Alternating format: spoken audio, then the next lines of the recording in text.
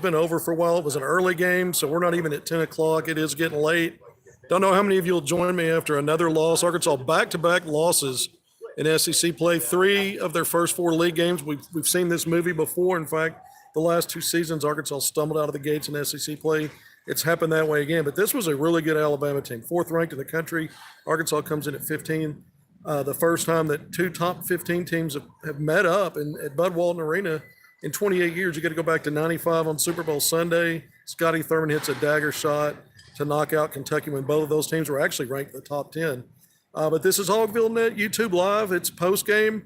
I don't know if we'll get anybody in here tonight. I don't see anybody right now, but we are live, and I hope you'll put your comments and questions in here. We'll hit some recruiting a little bit later. Arkansas had 2 5-stars on campus.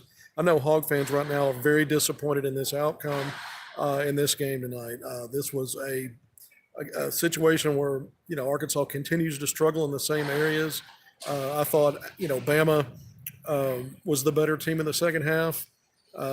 Both teams were fought to a draw at the end of the first half, 33 all. It was a foul and free throw fest. I think there were 28 fouls, 37 free throw attempts. Arkansas was 11-18. Bama was 11 of 19. Both teams shooting in the high 30s. The only difference was Arkansas had 2 more field goals, but Bama had 2 threes, and Arkansas was 0 for 3 at halftime. And then Bama just went on a 5-0 run to open the second half, and Arkansas pretty much trailed most of the second half. The Hogs fought back. They were down, I think they were down 9 kind of late in the game when Jalen Graham hit back-to-back shots. Mikal Mitchell got a dunk off a feed, and then Graham hit a little spinner hook shot in the paint to bring Arkansas back within 2. 65-63, and I mean in a matter of 49 seconds, 3 possessions, Brandon Miller took his only 2 threes and made them both.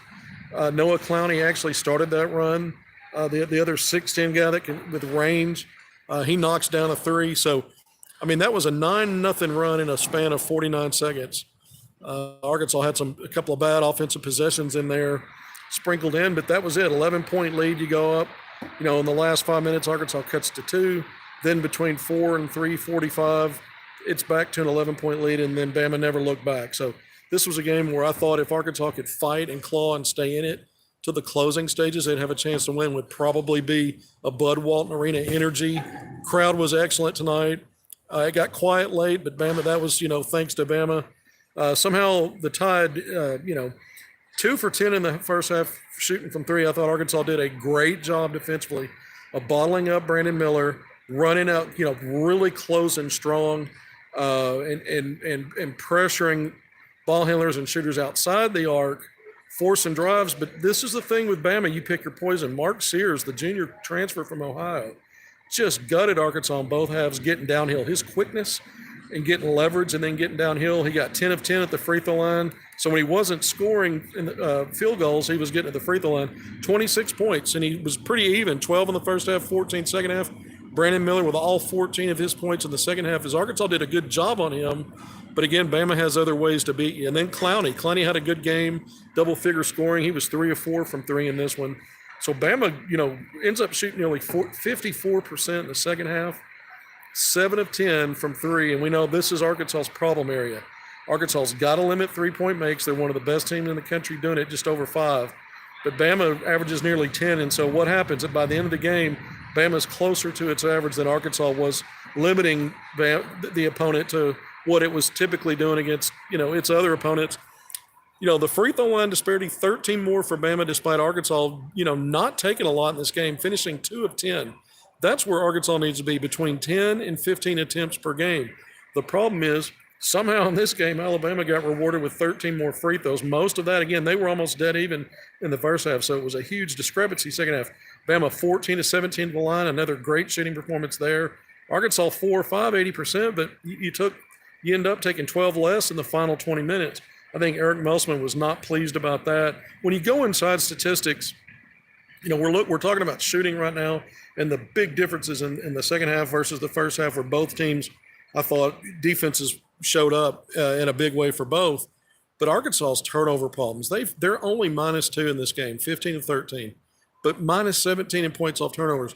Teams, this has been a problem since the start of SEC play. Every game out, and what teams are doing is they're converting Arkansas's live turnovers into scores. And when Arkansas gets some turnovers, they're not converting. I mean, 24-7 on that end. That's also a part of Bama winning fast break and transition scoring 24-4. I mean, that's just a throttling. This is another game. Arkansas dominated Auburn on the glass on Saturday despite doing nothing else right. Then in this game, this is one of the better rebounding teams in the country in Alabama, and Arkansas held its own in the glass, 37 rebounds for each team. The Hogs actually had 8 more points in the paint, but we start talking about all the free throw attempts and makes, disparity, and the three-point shooting, and I think those were the two keys. And now we start to see some trouble areas, not just the fact that this is secondhand, old hat, play that tune again, slow starts in SEC play. This Arkansas team is historically challenged as a three-point shooting team. It's got to be an equalizer defensively on threes. In the second half, that was a huge swinging point for Bama to win this going away, 84-69. Arkansas just doesn't have any answers. They don't have scores to match that. Arkansas struggles offensively. There were some really good drives by Razorbacks. They only had 9 assists, but they drove deep. They stayed away from the three-point line. They really tried to pressure Bama's defense. There were some good dump-off passes. I thought some guys turned away and turned down some close-range shots to kick it back out. But we saw some of that at Auburn, so I think they need to work on that. The good news in this game, I thought, at least offensively, was Jalen Graham coming in and giving Arkansas 16 big points, 8 of 10 from the field. I mean, he's a spinner deluxe, dunking off spins, little hook shots off of spins. He had 5 rebounds in this game. He had a couple of moments defensively. He also had some letdowns defensively that Musselman talked about in the post-game press conference, specifically one of those threes in that final run that really hurt Arkansas, the way they were defending off of the pick and roll, going whether to go over or under. They've been going over all game. You go under, and you've got 2 really good shooters for guys 6'9", 6'10", so they don't need a lot of space to begin with. So you've got to continue to pressure them and get leverage on them, and Arkansas gave up a couple of bad plays there. We could talk about the turnovers again. I think this is the biggest problem, and coupled with three-point shooting, and then Arkansas also struggling at the line for long stretches in parts of the game. 80% in the second half is great, except you only took 5. You were 11-18 at the foul line in the first half. This was not a great game. Again, back-to-back foul trouble games for Anthony Black. He did have, the big scoring game at Auburn to keep Arkansas, within 10 points usually. Tonight, he struggled at the free throw line. He was 13 of 16 against Auburn in a game where everybody else missed. Tonight, he had his problems there at the free throw line. Wasn't very effective when he did shoot the ball. Suffered several turnovers, but he was also in foul trouble. Ended up fouling out with 0.5 seconds left. The game was over. But back-to-back games where he went out with about 15-plus minutes in the first half with foul trouble. And sat for a long time. So, these are areas where Arkansas is having some growing pains in SEC play. We can say it's early in league play. It still is. But it doesn't get easy. Arkansas has back-to-back road games. At Vanderbilt, there's no easy game in this league. And then they've got to go back on the road again midweek. Vanderbilt on Saturday midweek to 20th-ranked Missouri, who they just played. And we know Missouri's, jumped out ahead 17 points on Arkansas before the Hogs scratched back to get their only league win to this point. It is pouring cats and dogs. I don't know if you can hear this in the background. Dudley, you okay over there? Dudley's all right. I think I'll be okay too. So I hope some of you will join in with some comments. I saw maybe 1, maybe 2 flash up, but I didn't get a chance to get to it. But the Razorbacks are now 1-3 to start league play. It's 12-4 overall. The net has looked good. Arkansas, might fall a little bit there. They're probably still projected no worse than a 4 seed even after this loss and after this record so far, because they did some good work in the non-conference. Not a great non-conference, but good enough to get some quality wins in there. In fact, both of Arkansas's quad 1 wins, San Diego State, that keeps climbing the net rankings, might actually surpass Arkansas, and then Oklahoma, who's just inside that top 50. So, this is not a death knell for the Razorbacks. They're obviously missing Nick Smith Jr., Trevor Brazile. Brazile, we know they're not going to get him back, so we can just throw that out there now and then leave that alone. The big question mark now is when in February, if they get Nick Smith back, that would be the soonest they could. So when might that be if it happens? And the other thing is, what does the record look like at that point? Because you'll have played 8 league games plus the SEC Big 12 Challenge, a road game at Baylor. This is going to be a grueling stretch for Arkansas. I think it is the toughest SEC schedule they've had under Eric Musselman. And dealing with these injuries makes matters only worse. You don't want to belabor the excuses. Arkansas still has some firepower on this squad. The problem is there's not versatility in some of the talent. Most of these guys are downhill offensive players. You look at it, Arkansas's bigs are not looking to shoot mid-range shots. There's no pick and pop. Everything's pick and roll, playing down low, trying to drive. And Bama showed you tonight, they gave you a blueprint of a team that can do it all. You saw their quicker, smaller guards putting the ball on the deck. It was almost a role reversal. Some of their smaller players were better at getting to the rim and finishing, and then some of their longer, bigger players were more perimeter and knocking down threes in that, basically the death knell run there at the end of the game. So there's versatility there. Arkansas doesn't have a lot of versatility like that. They've got versatility matching up defensively, but not offensively. They don't have mid-range shooters really. You'll see Devo and Ricky Council have stretches. We'll talk more about individual players. Devo Davis tonight, 0 turnovers, second double-double of the season, 16 points, 10 rebounds, hit some big shots, ended up with 3 assists, a couple of steals and a block. But 6 of 17, I think it was 6 or 7 of 16. But a lot of misses there, and some of those felt like turnovers. So, you live and die with the good and the bad with Devo because, honestly, he helped Arkansas hang in there for the longest. And I thought he was, fierce on the defensive end.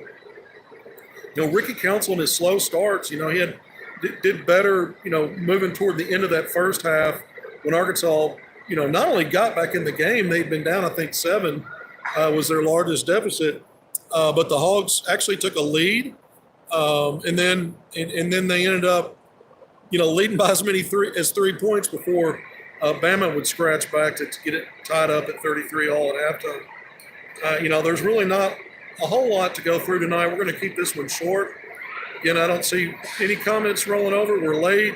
Fans are probably sick of it by now, but just remember, those of you that are paying attention, to what Arkansas has done the last 2 years, it doesn't mean it's going to play out the same, but we've seen this team fall behind early and look bad at times. Arkansas had to beat Missouri, a very bad Missouri team around this time last year, to get to 1-3 in league play. That's where they are now, and they've got a win over Missouri, ironically, but a better Missouri team, one that's been still ranked. Again, the non-conference, Arkansas's resume is better than it has been for non-conference play. So there's a lot of positives still moving ahead, especially if you believe Eric Musselman can dial up the right combinations to maybe figure some things out. Mikal Mitchell, the Mitchell twins, played a lot side by side tonight. Musselman went big to combat an Alabama team that's a great rebounding team, and maybe try to congest things and give Arkansas a chance on the glass and to, have some at least break even, if not do better, in the paint. Arkansas did in some ways, broke even on the glass and +8 in the paint. But there were some trade-offs. The quickness of Alabama's guards leveraged that, against that size. And once they got downhill, Arkansas couldn't wall it off and couldn't close on them enough. And that carried the team for a long time. And then I thought in the second half, Bama did a great job of mixing inside and out offensively. And as good as Arkansas was in the first half defensively, Bama just had better offense in the second half. And that, to me, was the difference in the game. And then you go back and look at, again, the turnovers and points off turnovers, and then transition scoring. So those were the big problem areas. Arkansas does get production off its bench. Well, that was partly because Ricky Council played off the bench tonight. He didn't start. Ends up with 15 points. Most of that, like I said, he started slow when he did come into the game, and then got things going a little bit. Hit 2 big 19-footer pull-up jumpers in the second half that helped Arkansas during the stretch. And then, of course, Jalen Graham's production off the bench with those 16 points, 8 of 10 from the field. He's a master at the spin move. If Musselman can get him to really focus on the details defensively and some other nuances, things they're looking for out of him, because he's really Arkansas's best offensive big man. with Trevor and Brazil lost for the season. Mekhi Mitchell did have 10 points tonight, but Graham is clearly, when he saw it tonight, yes, he's got a spin move, but even when he backs down, he gets bodied and there's some physicality there. But I thought he did pretty good turning over his shoulder and getting off two or three good clean looks, despite contact and despite another big maybe being a little taller and more physical. So there's possibilities there with Graham moving forward. This is just another game where, Arkansas is going to look back at this one, 15-point loss at home. And because it's early January, this could be a situation where later on, if Arkansas gets on a run and on a roll, this is not as big of a deal as it feels like it is right now. It stings right now. Not trying to make excuses for this team. This Musman said tonight he thinks that it's a harder road for this team to turn things around than the previous two. So that's coming from the head coach. So there's no guarantee just based on what he said and some of the things we see playing out. I mean, Arkansas is handicapped without any shooting. I mean, they just are, period. When you get a lineup out there and guys they can't shoot threes, they don't want to shoot threes, and it's best if they don't. Well, I mean, you've basically taken the perimeter away for defenses to have to scheme. They know that they're gonna pack it in. They're gonna figure out which directions Devo and AB and Ricky like to go and things they like to do against certain sets and looks, and they're gonna scheme toward that. So it makes everything harder. And Arkansas did its square best tonight to avoid taking the bait and shooting threes when they were open, drive to the basket, get the basket. And I got to agree with Musman a little bit here. I thought Arkansas probably should have drawn more fouls and had more free throw attempts in that second half. When you don't take threes, that means everything's coming in the arc where there's traffic, where there's bodies banging, and somehow Bama got to the line 13 more times in this game, 36 overall. It sounds like excuse making, but when you're playing that brand, you got to have some payoff in there. So I thought, some of the fouls were maybe questionable at times both ways, but I think there were more of them in Bama's favor in this one.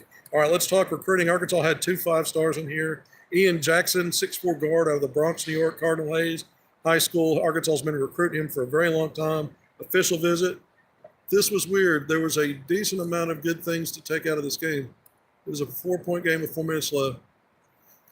Well, it may be weird. I mean, Arkansas was right there. We talked about that. Graham hits the little hook shot off a spin, and Arkansas is within 2.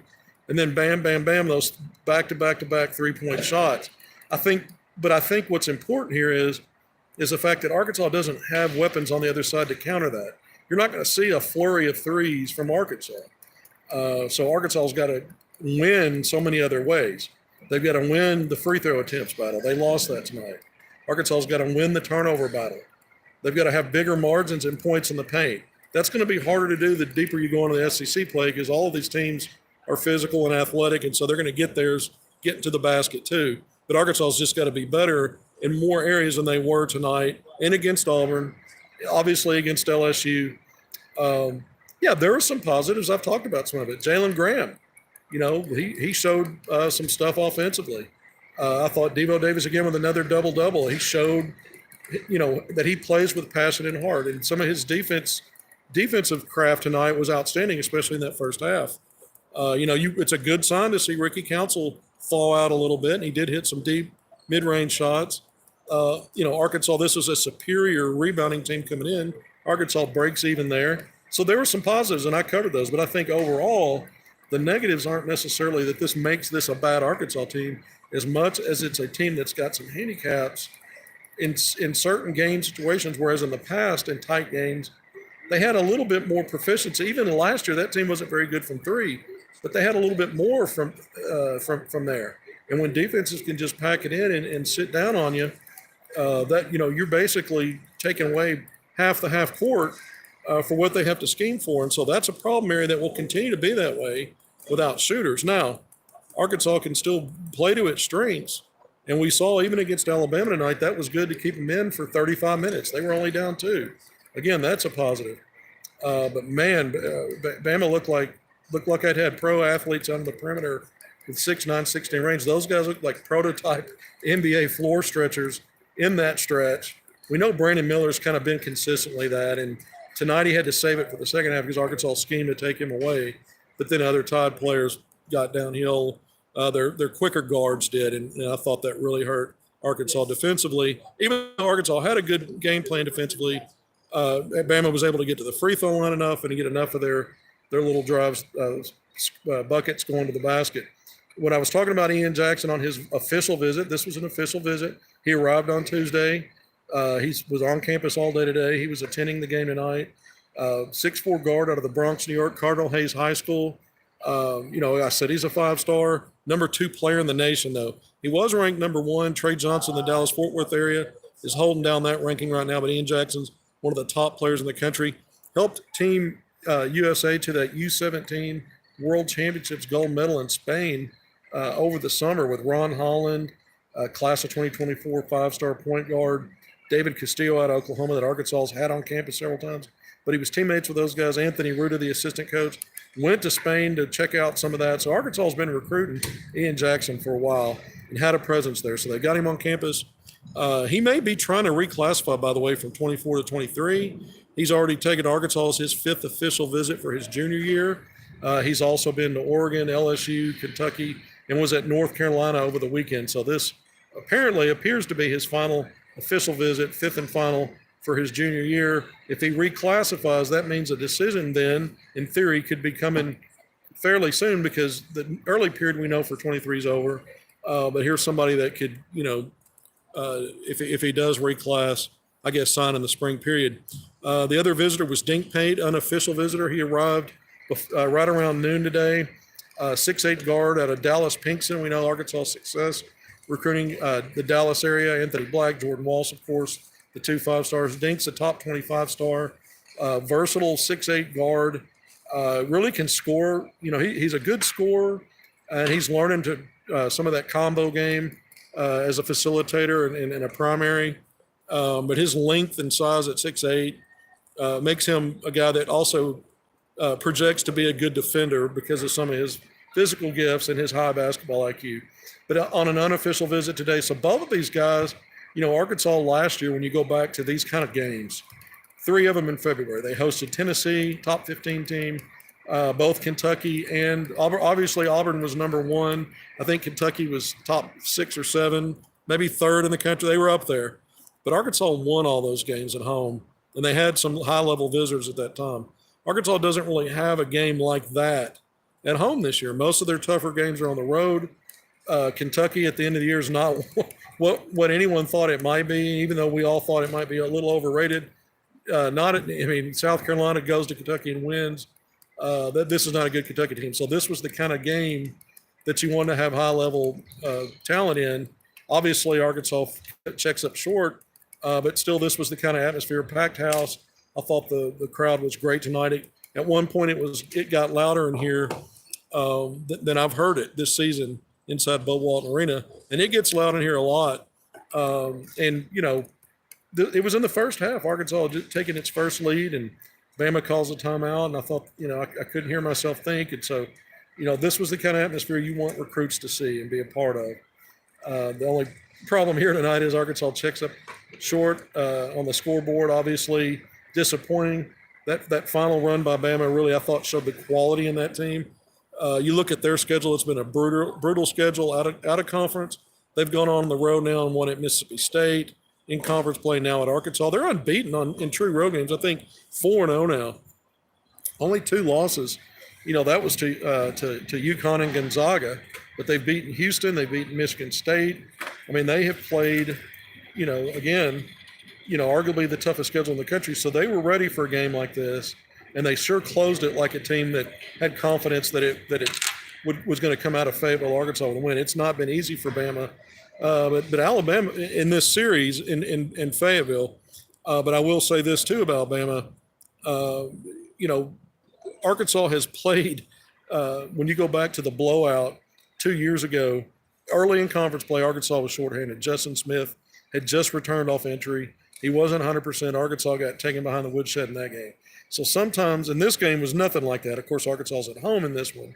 But sometimes when you look at the record, 1-3 now in league play, and you look, back-to-back games where Arkansas's lost by double digits, you think, well, maybe things are going in the wrong direction.